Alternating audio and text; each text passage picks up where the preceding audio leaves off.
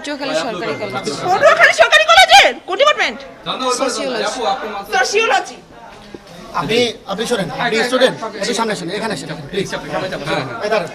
আপনার নাম? জান্নাত। জান্নাত। আপনি এখানে কেন?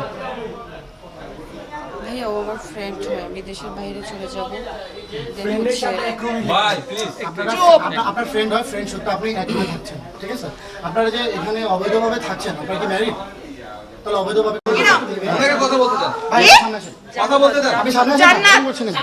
আমরা শুনি। নাম জান্নাত, কি করেন? ওনার মুখ থেকে শুনি। আপনি প্রশ্ন আমি করবো। আমার নাম নজরুল ইসলাম। জোরে বলেন, কথা জোরে বলেন। আমার নাম নজরুল ইসলাম। নজরুল ইসলাম, আপনি কি করেন?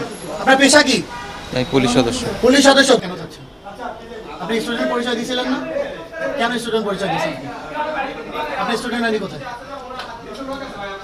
ভাইয়া আমি তো আন্দোলনের জন্য বাসা থেকে বের হয়ে আসছি, যে আন্দোলনের যে রুমের ভিতরে, আর আমরা বাইরে ঘুরে যাচ্ছি। আন্দোলন আমি 10 রুমের নম্বর ভিতরে। আপনাদের 2 দিন ওইখানে অ্যাটেন্ড ছিলাম 10 নম্বরে। ঠিক আছে। আপনি যার সাথে আসছেন উনি কি করেন? উনি কি করেন? ও পুলিশে জব করে। পুলিশে জব করে। পুলিশ কোন পদে? নাম কি তার? নজরুল ইসলাম, নজরুল ইসলাম। কোথায় আছে? কোথায় কর্মরত? বরিশাল। বরিশাল কোথায়? কোন জায়গাতে? আপনার ওই একটা সরা। আমি জানি না ও বরিশাল আছে, কোথায় আছে জানি না। কোন পদের অফিসার? কনস্টেবল। কনস্টেবল। একজন পুলিশ কনস্টেবল, ঠিক আছে? উনি আমাদেরকে চার্জ ছিল। উনি যখন এখানে ফার্স্ট আসছে, ওনাকে আমরা কোশ্চেন করছি, উনি বলছে ওনার হাজব্যান্ড, ঠিক আছে? তারপরে উনি আবার আমাদেরকে হুমকি দিয়েছে যে আপনারা কেমন স্টুডেন্ট। ওনারা আমাদেরকে আপনার হুমকি দিচ্ছিল যে আপনি কেমন স্টুডেন্ট। আমিও স্টুডেন্ট, কিন্তু উনি নাকি আন্দোলন করতেছে আমাদের সাথে, এক পুলিশকে নিয়ে, যারা আমাদের ভাইকে মারছে না, তারা এখন হচ্ছে হোটেলের মধ্যে, রুমের মধ্যে, এই যে রুমটা দেখছেন আপনারা, এই রুমটার মধ্যে ওরা আন্দোলন করতেছিল, আর আমরা বাইরে জীবন দিচ্ছিলাম। এই হচ্ছে পুলিশ। আর এদের মতো কিছু নষ্টা, কিছু মেয়ে, মা বোন তো কিছু বলতে হয় না, এদের মতো কিছু নষ্টা মেয়ের জন্য আজকে এই যে এইরকম যারা বিদ্রোহী আছে, এরকম বোনগুলো সম্মাননী হচ্ছে, ঠিক আছে? এরা হচ্ছে এরকম। যখন আন্দোলন হয় তখন আমি হচ্ছে আমার বাবাকে বলে আসছি যে আমিও যাই। আমার একটা বান্ধবী ছিল এই যে মিরপুর 10, আমি থাকি মিরপুর 1। আমি আমার ফ্রেন্ড, আমরা দুজনে মিলে হচ্ছে ওইখানে গিয়েছিলাম। আন্দোলনে অংশ নিতে আসছিলেন আপনি? আচ্ছা, আপনি কি অংশ নিতে এসে একটু হোটেলে বন্ধুর সাথে কেন? এটা আমার ভুল হয়েছে। এটা কি আপনার মানে নৈতিকতার মধ্যে পড়ে? এটা কোনো মানে জি না। আইন সিদ্ধ?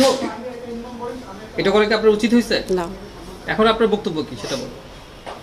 এখন আমার বক্তব্য হচ্ছে আমি ভুল করছি, এটা আমার করা উচিত হয়নি। আজ একজন স্টুডেন্ট হিসাবে এটা আমার করা একদম ঠিক হয়নি। আপনি কি স্টুডেন্ট? জি। কোথায়? আসলে স্টুডেন্ট? হ্যাঁ আপু, আমি আইডি কার্ড ভাই আমি নিয়ে আসিনি। আমি কেন আইডি কার্ড নাই কেন? পটুয়াখালী সরকারি কলেজ হচ্ছে honours final year, sociology department. আচ্ছা, আর এই বন্ধুর সাথে কিভাবে পরিচয়? এটা বলুন তো, ঘটনাটা। ওর সাথে আমার পরিচয় ক্লাস 10 থেকে। হ্যাঁ, রিলেশন কি অনেক আগে থেকে? কর্মরত কোন জায়গায়, কোন থানায় বা কোথায়? কোন থানায় কর্মরত বন্ধু? বরিশাল। আপনি জানবেন ক্লাস 10 থেকে যেহেতু পরিচয়। বরিশাল মেট্রোপলিটন। আচ্ছা, উনি তো কোন থানায় লেখা? তুমি সেটা জানেন? মানে থানায় না, ওটা মেট্রোতে। এখানে আপনি কতদিন যাবত আছেন? এই হোটেলে কতদিন যাবত? এই ভাই বিকাল আসছে। উনি তো না না লিসন, ও সকাল আসছে বাট আমি বিকাল আসছি। জোরে বলেন, আমি পুলিশ সদস্য। যে আমি পুলিশ সদস্য নাম বলেন। আপনার নাম বলেন। নজরুল ইসলাম। কোথায় কর্মরত আপনি? বরিশাল মেট্রোতে। বরিশাল মেট্রোতে। মেট্রোতে কোন জায়গায়? বরিশাল মেট্রো। কথা জোরে বলেন। পুলিশ লাইনে। ভাই রাস্তায় আমাদের মারার সময় তো কণ্ঠ এমন আসতে ছিল না, একটু জোরে বলেন। এখন ওই জোরটা দেখান। গ্রামের বাড়ি কোথায়? ঝালকাঠি রাজাপুর। আচ্ছা, আর এখানে কবে আসছেন? আমি সকালে অফিসের কাজে আসছি, ঢাকা হেডকোয়ার্টারে কাগজপত্র জমা দিয়ে আমি একটু পরে ব্যাক করবো আর কি। আমরা কিন্তু শুনতেছি না। জোরে বলেন। আরো জোরে। পুলিশ আপনার চিল্লানোর অনেক কবে আসছেন? কি করতে আসছেন? এখানে আসছি বিকালবেলা আসছি, কি করতে আসছেন? অনেক বন্ধুর সাথে আসছিলাম। কেন আসছেন?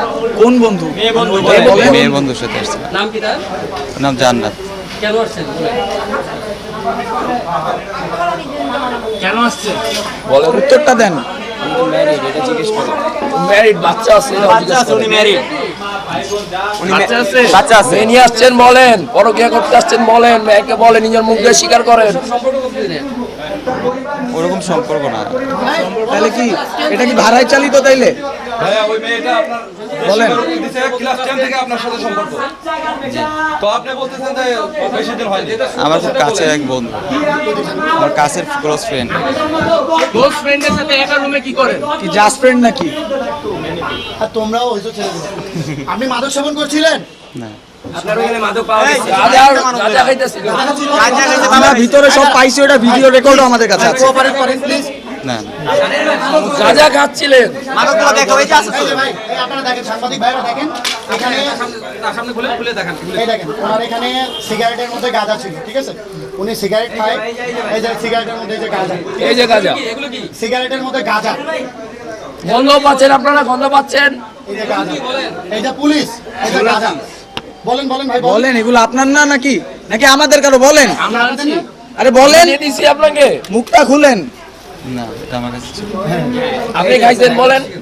আচ্ছা ঠিক আছে। আমার নাম মোহাম্মদ সাব্বির হোসেন।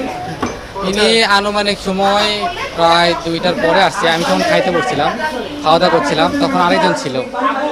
আমি ওনাকে রুম দিইনি, আমি জানি না ওনার সম্বন্ধে কি, কিন্তু উনি বলছে জব করে, কিন্তু পুলিশের চাকরি করে এটা উনি বলেনি। উনি পরিচয় না, ভোটার আইডি কার্ড আমি দেখছি, কিন্তু ফর্ম করা হয়নি এখনো। কেন? উনি আরেকজন ছিল, আমি ছিলাম না, আমি খাইতে গেছিলাম, আমার লাঞ্চের সময় ছিল। ফর্ম ছাড়া কেন? না, আমি যে সময়টা ছিলাম সবকটা ফর্মই ওখানে আছে, পুরোটা রুম চেক করতে পারবেন। আমি যখন থাকি সবকটা এনআইডি কার্ড মিলে আমি ফর্ম চেক করে তারপরে আমি রুমে দিই। কিন্তু উনি মেবি 2টা থেকে 2:20 এরকম হবে।